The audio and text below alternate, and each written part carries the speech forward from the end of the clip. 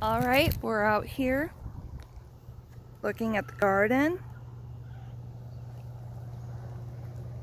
And behind the garden, we have the Banty pen, where our Banty chickens are.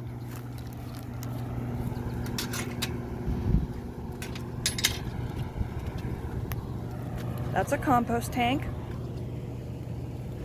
There's the garden. Right there's potatoes.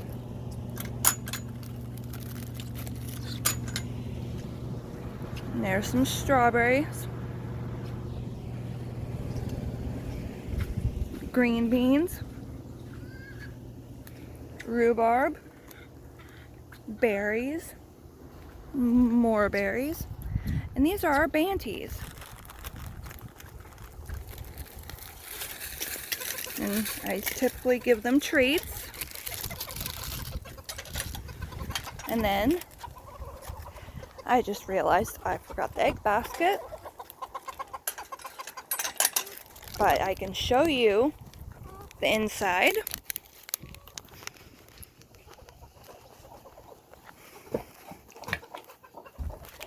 That's where the Banties lay their eggs. See, there's one itty bitty right there. That's a Silky. That's Red.